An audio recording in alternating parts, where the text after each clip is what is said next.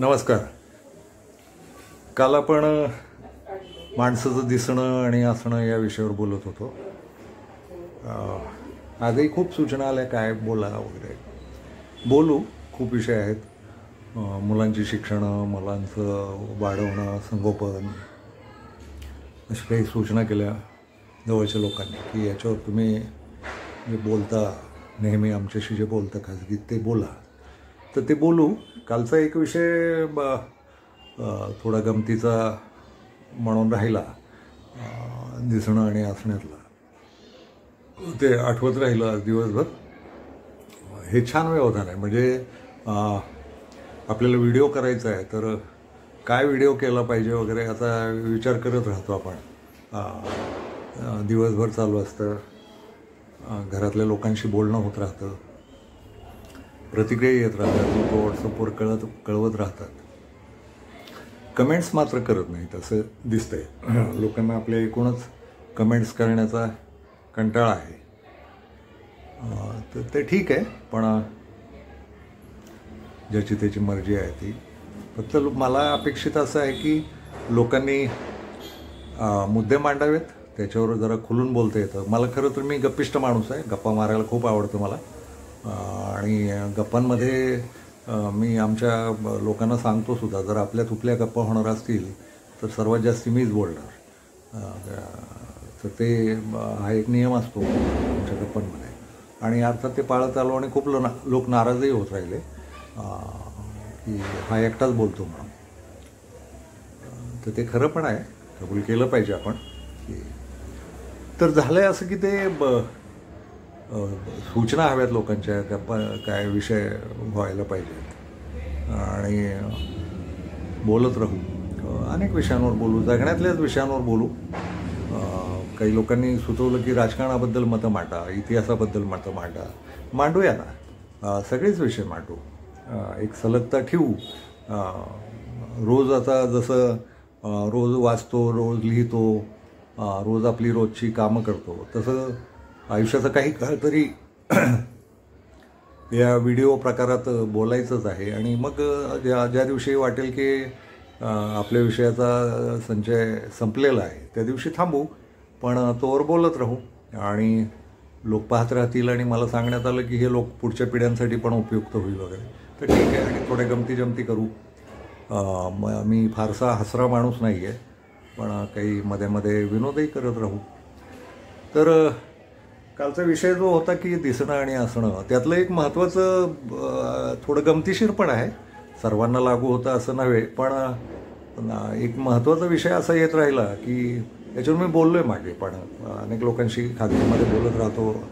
आमच्या संमेलनांमध्ये जेव्हा आपण जमतो किंवा कुठं गेलो, रात्री गप्पांचे फड जमतात. मला रात्री जागायला आवडतं आणि मग रात्री मग गप्पा रंगत राहतात. तर त्यात मी सुचेल ते बोलत राहतो किंवा जे डोक्यात येईल ते बोलत राहतो. जुनाच विषय आहे दिसण्याचा. माणसाचं दिसणं म्हणजे काय, तर ते प्रेम प्रकरणातनं जी लग्न होतात किंवा लग्न ठरवून जी लग्न होतात त्याच्यात पाहणं हा एक कार्यक्रम असतो.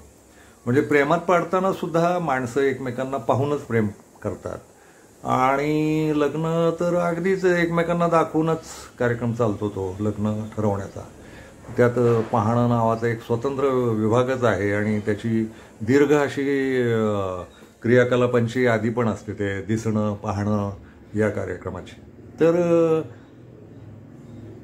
याच्यात काय गडबड होते आणि मग प्रेमात पडून केलेली लग्न आणि पाहून केलेली लग्न याच्यात पुढं काय गडबडी होते. तर त्यातली एक सूक्ष्म गडबड आहे, ती वास्तव आहेच आहे असं नव्हे, पण अनेक कारणं असू शकतात संसार बिनसायला. आणि ते प्रेमातले असोत किंवा ठरवून केलेल्या लग्नातले असोत. प्रेमविवाहावर खूप आक्षेप घेतला जातो. आमच्या काळात घेतला जायचा, आता घेतात की नाही माहीत नाही, पण बहुधा प्रेमविवाह टिकतच नाहीत. 95% प्रेमविवाह टिकतच नाहीत. मग प्रेम कशाला करायचं वगैरे वगैरे असे आक्षेप घेतले जायचे. आता घेतले जातात की नाही माहीत नाही मला, पण पूर्वी घेतले जायचे. आणि प्रेमविवाह हे कसं भोंदूपणा आहे किंवा कसं फालतूपणा आहे अशा अर्थाचं ते ध्वनित केलं जायचं.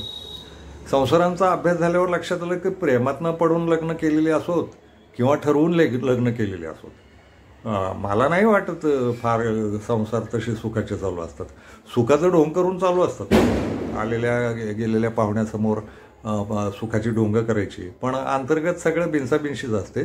त्याची कारणं मानसशास्त्रीय आहेत, खरी कारणं नव्हेत. ती नवरा बायको आणि नवरा बायकोच्या नात्यात न पटण्याची कारणं ही मानसशास्त्रीय आहेत आणि ती वेगळीच आहेत. मग ती प्रेमाच्या लग्नातली असोत की ठरवून केलेल्या लग्नातली असोत, पाहून केलेल्या लग्नातली असोत. पण एक गंमत सापडली होती मध्ये, आणि ती गंमत आज सांगायची आहे. ती अशी आहे की दिसण्यावर जेव्हा प्रेम केलं जातं किंवा ठरवून लग्न केलं जातं, तिथं थोडी गडबड होते. म्हणजे होतं असं की आपण कोणाच्या तरी प्रेमात पडतो. म्हणजे ती आपल्याला आवडलेली स्त्री, अर्थात ती आपण पाहूनच तिच्या प्रेमात पडलेलो असतो. ते एक मजेशीर आहे. दिसला माणूस आणि फटकन प्रेमात पडलं असं आपलं होत नाही. आणि काल म्हणालो तसंच आहे, आपण माणूसपणावर प्रेम नाही करत. आतला तो माणूस कसा असेल हे जोखून घेण्याचा, जाणून घेण्याचा फार प्रयत्न नाही करत. त्याच्या दिसण्यावरच आपण ठरवतो की हे आपल्याला योग्य जोडीदार आहे किंवा ही आपल्याला योग्य जोडीदार आहे. हे लग्नातही होतं आणि प्रेम प्रकरणांमध्ये पण होतं. तर ती गंमत अशी की ते दिसण्यावरच, आणि दिसणं हे असणारच. म्हणजे दिसणं तुम्ही नाकारू नाही शकत. तेही पण नैसर्गिक गोष्ट आहे की माणूस आवडणं, आपल्या सौंदर्याच्या कल्पना असणं, आपल्या दिसण्याच्या कल्पना असणं, त्याचं नक्षा कसा असावा, त्याचं नक्षीकाम कसं असावं देहाचं वगैरे वगैरे, हे असं सगळं ठरवून आणि ते त्याच्यावरच भाळलं जाणं वगैरे वगैरे ते योग्य आहे. म्हणजे त्यात अनैसर्गिक काही आहे असं नव्हे. पण यात एक गंमत होते किंवा एक छोटीशी फसवणूक अशी चालते दाखवण्याच्या लग्नात सुद्धा किंवा प्रेम प्रकरणात सुद्धा. माणसं बहुधा बाहेर समोर वावरताना काही थोड्याफार सजावटीसह वावरतात, आणि त्यामुळं मग सजावटीच्या आत काय माणूस आहे हे जाणून घ्यायचं राहून जातं आणि मग पटकन प्रेमात पडायला होतं. आणि आपण त्या प्रेमाच्या बाबतीत फार तसे पूर्ण आयुष्यभर निसरड्या जमिनीवर उभे असल्यासारखेच असतो. कधी पटकन प्रेमात पडू वगैरे सांगता येत नाही, आणि पडतोच आपण. तर प्रेम ही पडण्याचीच गोष्ट आहे, आणि लग्न ही सुद्धा एका अर्थानं प्रेमात पडण्याचीच गोष्ट आहे. तर होतं असं की समजा प्रेम जुळलं आहे, तर आपण जसे आहोत तसे प्रेमात आणि लग्न ठरवताना एकमेकांना दाखवत नाही. जे नाही आहोत ते दाखवायचा प्रयत्न करतो. हे थोडं गमतीने घ्या बरं का, फार गंभीर होण्याचं कारण नाही, थोडी गंमत म्हणून सांगायचं. पण यात सापडलं गांभीर्य तुम्हाला काहीतरी जरूर घ्या त्यातलं. पण हे मला गंमत म्हणूनच सांगायचं की आपल्या आयुष्यातली, मानवी आयुष्यातली गंमत म्हणजे काय, तर ते त्या अर्थानं सांगायचं मला. ते असं आहे की आपण कोणाच तरी प्रेमात पडतो, आणि प्रेमात पडतो ते आपल्या सगळ्या एकूण समाजरचनेत ते चोरून चपाटून करावं लागतं. प्रेमात पडणं, आणि ती तिच्या घरी असते, तो तिच्या घरी असतो, आणि मग एकमेकांचं प्रेम जुळतं. आणि मग प्रेम जुळल्यानंतर मग ते तगमग होत राहते, एकमेकांना भेटलं पाहिजे. मग भेटीच्या वेळा ठरतात. भेटीच्यासाठी वेळ मुलींना, अजूनही आपल्याकडे मुलींना वेळ कमी असतो. मुलं आपली फिरत असतात, पण मुलांनाही ते असतं, दडपण असतं, समाजात दडपण, कोणी पाहिल का वगैरे वगैरे. मग ते गुप्त भेटी किंवा उघडपणे असल्या मोठ्या शहरांमध्ये त्या उघडच असतात, पण त्या एका अर्थानं घराच्यांपासून गुप्तच असतात. तर अशा भेटींमध्ये ती भेटीची उत्सुकता असते, असोशी असते, ओढ असते. याच्यात काय होतं की भेट साधारण तासाभराची, 2 तासाची, जास्तीत जास्त 3-1 तासाची, चित्रपट पाहण्यापुरती किंवा हॉटेलात खाण्यापुरती किंवा असं कुठेतरी गप्पा मारण्यापुरती होते. म्हणजे 24 तासाची भेट नसते ती भेट असते दिवसातल्या काही तुकड्याच्या वेळाची. आणि मग काय केलं जातं तर बाकीचा दिवस मोकळा असतो आपल्या हातात, आपले उद्योग असतात. पण सतत ती, आता उदाहरणार्थ असं समजा की संध्याकाळी 5ला भेटायचं ठरलंय, तर 5 ते 6 किंवा 5 ते 8, 9, 10 काय असेल ते, तर 5ला भेटायचं ठरलंय, तर दिवसभर आपल्या डोक्यात ते असतं की आज संध्याकाळी 5ला भेटायचंय. मग 5ला भेटायला जाण्यासाठीची तयारी दिवसभर चालू असते. मग ते आपण किती कामात असो, काही असो, पण मग त्यात ते आपण दिसतो कसे, आपण व्यवस्थित दिसलो पाहिजे, स्वच्छ असलो पाहिजे, सुगंधी असलो पाहिजे, आपले डोळे असे असले पाहिजेत, दिसणं असं असलं पाहिजे, हसणं असं असलं पाहिजे, बोलणं असं असलं पाहिजे. याचं नियोजन दिवसभर होत असतं आणि त्या 5ची वेळ गाठली जाते. मग 5च्या वेळ 5 ते 6 असं समजा ठरलेलं असेल, तर 5 ते 6 मध्ये दिसण्याची भूमिका वठवली जाते. एकमेकांना दिसण्याची भूमिका. मग तो व्यवस्थित होऊन येईल, ती व्यवस्थित होऊन येईल आणि मग ते भेटी होतील. आणि तासाभरात भेट ओळखल्यानंतर मग आपल्या घरी आल्यानंतर आपण आपले जसे असतो तसे, ते एक आहे. ते जे घरचे असतो आपण ते आणखी वेगळे असतो, बाहेरचे असतो ते वेगळे असतो. आणि प्रेमात पडल्यानंतर जे आणखी वेगळे असतो. तर प्रेमात आणखी एकमेकांवर छाप पाडायची असल्यामुळं किंवा एकमेकांना आवडत राहिलं पाहिजे सातत्याचं असं एक मानसिक बंधन असतं. त्यातनं ते मग आपण त्यावेळेला अगदीच बांधेसूद असतो, आकारबद्ध असतो. घरी आल्यानंतर आपलं मोकळं ढाकळं असतं. मग कसले कपडे, कसलं दिसणं, कसले केस आणि काय. तर ते समजा 24 तासातले 23 तास असे असतो आपण आणि 1 तास तो वेळ असतो. नेमकं हे जे जसं प्रेमात चालतं तसंच्या तसं लग्न ठरवताना पण होतं.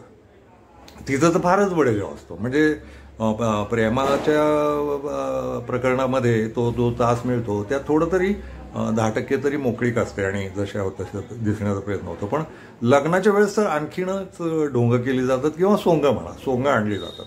ती अशी असतात की मग ती सजावट, कपडे, दागिने, मेकअप आणि अमुक तमुक हाही असा अतिशय व्यवस्थित होऊन येणार वगैरे वगैरे. ती तासाभराची 2 तासाची जेवण होईपर्यंतची वेळ असते. आणि त्यात मग ते बोलण्याची पद्धत नुसतं दिसण्याची नाही, मग त्यावेळेस बोलण्याची पद्धत, ती शालीनता, एक दिखावा, त्यातही मोकळेपणा नसतो. म्हणजे प्रेमाचा 1 तासाचा आहे तो खरा मोकळेपणा नसतोच, पण त्यात थोडी तरी ढील असते. ह्या लग्नाच्या पाहण्याच्या कार्यक्रमात मात्र सगळंच अतिशय बांधेसूद, अचूक आणि काही चूक तर होणार नाही ना. मग ती मुलगी कशी दिसली पाहिजे, मुलगा कसा दिसला पाहिजे, एकमेकांना ते आवडलेच पाहिजेत. तिथं ते कृत्रिमरित्या आवडले पाहिजेत अशी ती सोय केली जाते. मग ती सगळी सजावट वगैरे करणं आणि मग ते दिसणं पक्क झालं. दिसण्यावर एकदा ठरलं की पुढं आपण प्रेम करायचं आहे किंवा पुढं प्रेमानंतर लग्न करायचं आहे. आणि लग्न ठरवतानाच्या बैठकीत सुद्धा ठरलं दिसण्यावर की आपण लग्न करायचं आहे, तर त्याच्यावर लग्न होतात. आता गंमत अशी होते की तासाभराचं प्रेम करून करून एकदा कधीतरी दोघांचं लग्न होतं आणि तासाभराची ही पाहण्याची बैठक होऊन मग एकदा कधीतरी दोघांचं लग्न होतं. तिथं वेगळी गोष्ट सुरू होते. प्रेमात असताना 23 तास ती मुलगी तिच्या घरी राहते आणि प्रेमात असताना तो मुलगा त्याच्या घरी राहतो. 1च तास एकमेकांना भेटत असतात. आणि लग्न ठरवताना सुद्धा 1 तासभर 2 तासभर एकमेकांच्या समोर असतात. नंतर ते आपापल्या घरीच असतात. आणि लग्न झाल्यावर मात्र फार सुंदर गोष्ट घडते. ती असं आहे की 24 तासासाठी दोघं एकत्र येतात आणि खरी भानगड इथं सुरू होते. ती गमतीची गोष्ट अशी आहे की प्रेमात पडताना किंवा लग्न ठरवतानाच्या बैठकीत आपण जे नाही आहोत, जसे नाही आहोत तसा दाखवायचा प्रयत्न म्हणजे प्रेमाचा तो 1 तास किंवा पाहण्याचा तो 1 तास. पण लग्न झाल्यानंतर मग 24 तास एकत्र राहणं आलं आणि 24 तास एकत्र राहणं आलं लक्षात, तर ते जे आधीच्या तासातलं नसलेलं दाखवणं आहे, इथं 24 तासात ती संधीच नसते. त्या 24 तासात होतं असं की तुम्हाला जसे माणूस आहात तसंच जगावं लागतं. फार मजेशीर होतं ते की बाकीचे 23 तासही ती व्यक्ती आपल्याबरोबरच राहणार असते, स्त्री असो किंवा पुरुष. आणि मग लक्षात असं यायला लागतं की अरे त्या 1 तासात ही जे आपल्याला वाटली होती अशी आहे आणि हा जो आपल्याला वाटला होता असा आहे, तर तसा नाही आहे. हा तर आपल्यासारखा माणूसच आहे, आपल्यासारखाच साधा आहे. आपल्यासारखं ज्याच्या डोळ्यात पाणी येतं, घाण येते, नाकातनं पाणी येतं, घाण येते, तोंडाला वास येतो याच्या, हाही आपल्यासारखे दात घासतो, आपल्यासारखंच आपल्या डोळ्यात एकच शौचाला जातो, याला आपल्यासारखंच पादायला होतं. ते जे झाकपाक केलेली असते तासाभरात, 23 तासाची संधी घेऊन 1 तासाची झाकपाक केलेली असते, इथं माणूसपणा उघडा पडतो. आणि मग आपल्यासारखाच सर्वसामान्य माणूस आहे हा किंवा ही असं लक्षात यायला लागल्यावर आपल्या मेंदूला त्याचा त्रास होतो. आणि हे तारुण्यात आणखी एक आहे की तारुण्यात मग ते मी खूप जोडपी अशी पाहिलीत की तरुणपणी तू कसा दिसायचा नाही का, किंवा तू कशी दिसायची नाही का. तर ते जे दिसणं आहे ना, हा जो संस्कार झालाय आपल्यावर की 23 तास 24 तास माणूस आपल्याबरोबर राहणार आहे, तिथं तो माणसासारखं राहणार आहे, त्याचं सगळं आपल्यासारखंच असणार. त्याला जेवावं लागणार, त्याला हागायला जावं लागणार, त्याला लघवीला जावं लागणार, तो पाणी पिणार, तो पायवर घेऊन बसणार, मोकळं बसणार, आडवा तिडवा झोपणार, सगळं ते नैसर्गिक सुरू होतं. तो जो 1 तासाचा नैसर्गिक दिखावा आहे, त्यातनं बाहेर येऊन 24 तासाचं खरं दिसणं, यातनं माणसांच्या एकमेकांबद्दलच्या दिसण्याच्या ज्या भ्रामक कल्पना आहेत त्यांना तडे जायला लागतात.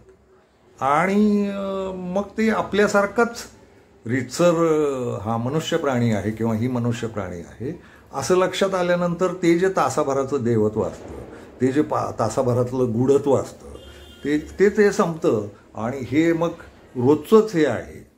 यातनं एक स्वतःशी असा बारकासा काय म्हणूया त्याला, कंटाळा आल्यासारखं किंवा अरे सर्वसामान्यच आहे हे सगळं, हे लक्षात आल्यानंतर आणि त्यातला जो रोमॅन्टिसिझम आहे तासाभराचा, तो संपल्यामुळे पुढं थोडा तणाव यायला लागतो, एकमेकांचा अपमान केला जायला लागतो, बारके बारके अपमान करत राहतात, नंतर हे अपमान पुढं वाढत जातात. तर ते असं काहीतरी होतं. ही गमतीनं घ्या गोष्ट, ही फार गंभीर होण्याची गरज नाही या विषयावर. पण हा एक मुद्दा आहे असं मला वाटतं. लग्न संबंध प्रेमातले असतील किंवा ठरवून केलेलं लग्न असतील, यातलं हे जे दिसणं नावाची गोष्ट आहे, ही एका अर्थानं संसारात थोडे वादावादी, एकमेकांना हीन ठरवणं, मग आपल्याकडं तर स्त्रियांसाठीचे वेगळे नियम आहेत, पुरुषांसाठीचे वेगळे नियम आहेत, तर ते नियम बाहेर निघतात.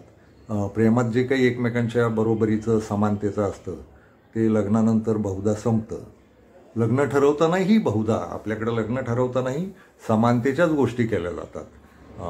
अगदी कुठले विधीपूर्वक लग्न करा, कुठल्याही धर्माचे असं तुम्ही विधीपूर्वक लग्न करा, त्यात स्त्री पुरुषांना समानता एका अर्थानं दिलेलीच असते, पण ती पुढं नेहमीप्रमाणे आपल्याकडं नाकारली जाते. पुरुष स्त्रियांना त्या अर्थानं समान समजत नाहीत आणि स्त्रियाही पुरुषांना समान समजतच नाहीत. समानता किंवा एकमेकांचा माणूस म्हणून सन्मान ही गोष्ट पुढच्या रोजच्या आयुष्यात गायब होते आणि मग तिथं स्त्रीत्व आणि याचं पुरुषत्व यांचं हे कसे हिणकस गोष्टी आहेत अशा मुद्द्यांवर येतं. तर मला पुन्हा तेच सांगायचं आहे की दिसण्यापेक्षा प्रेमात पडतानाही माणूस म्हणून एकमेकांची ओळख करून घेतली पाहिजे आणि लग्न ठरवतानाही ओळख करून घेतलीच पाहिजे. आणि नातेवाईकांकडे चौकशा करण्यापेक्षा मला वाटतं की एकमेकांच्या समोर बसून बोललं पाहिजे, माणूस म्हणून एकमेकांना जाणून घेतलं पाहिजे. परीक्षाच घ्यायच्या असतील तर ते प्रेमातले असतील किंवा लग्न ठरवण्यातले असतील, त्या मानवी परीक्षा घेतल्या पाहिजेत. काय होतं, दिसणं, पैसा, खोटं सजावट याच्यावर काहीतरी ठरवण्यापेक्षा ना एकमेकांच्या समोर बसून एकमेकांना जाणून घेतलं पाहिजे, परिचयात झालं पाहिजे, मनांच्या ओळखी झाल्या पाहिजेत, मेंदूंच्या ओळखी झाल्या पाहिजेत. मेंदू कसा आहे, मेंदूची परीक्षा झाली पाहिजे. माणूस दिसतो कसा याच्यापेक्षा तो मेंदूनं असतो कसा याची परीक्षा झाली पाहिजे. मग ती रीतसर घेतली तरी माझी हरकत नाही. मी आता एक कादंबरी लिहितोय आणि त्यात माझी खूप जुनी अशी एक लग्नाची संकल्पना आहे की ज्या पद्धतीनं लग्न होतात तर याच्यावर मी बोलीन, कदाचित उद्या परवा बोलीन की लग्न कशी झाली पाहिजेत. माझ्या स्वतःच्या काही गोष्टी आहेत, मी त्या सांगीन, मला स्वतःला सुचतात त्या की लग्न अशी झाली पाहिजेत. तर लग्न याच्यावरच काही एपिसोड आपण काही एपिसोड्स करू लग्न या विषयावरच, कारण तो महत्त्वाचा विषय आहे, सामाजिक महत्त्वाचा विषय आहे, त्याच्यावर बोलू. पण ही एक गंमत सांगायची होती की फसगत कुठं होते की तो तास आणि 23 तास यातला जो फरक आहे तो एकदा मिटला की माणसं माणसं होतात आणि मग माणसं माणसांना जशी आहेत तशी नकोशी होतात. यातनं थोडी गडबड होते असं वाटतं. मी पुन्हा सांगेन, हे थोडं गमतीनं घ्या, फार गंभीर नका होऊ, पण हे वाटलं तर ही एकदा तपासणी करून घ्या. असं पण होतं का लग्न तुटण्याची किंवा लग्न मोडण्याची किंवा लग्नात भांडणं होण्याची किंवा संसारात भांडणं होण्याची हे एवढं एकच कारण नाही आहे, हे यातलं एक कारण आहे. लाखो कारणं असतात, त्यातलं एक बारकंसं कारण गंमत म्हणून मला सापडलं होतं. तर मला असं वाटतं की प्रेम करतानाही दुसऱ्यावर माणूस म्हणून करावं आणि लग्न करतानाही दुसरा माणूस म्हणूनच जोडीदार शोधावा. तो स्त्री असेल पुरुष असेल, पण माणूस म्हणूनच एकमेकांची परीक्षा व्हावी. ती लेखी घ्या वाटल्यास, प्रश्नावली काढा वाटल्यास आणि त्याची उत्तरं ठेवा पुराव्यासह. जाता जाता एक मुद्दा सांगायचा म्हणजे तू त्यावेळेस असं बोलला होतास, तू त्यावेळेस असं बोलली होतीस. तर मला असं वाटतं की जर सुखी लग्न व्हायचे असतील ना आणि लिहिणं हा त्याचा पुरावा असेल ना, तर लेखीच परीक्षा घ्यावी माणूस म्हणूनची. एक प्रश्नावली तयार करावी आणि एकमेकांकडनं भरून घ्यावी.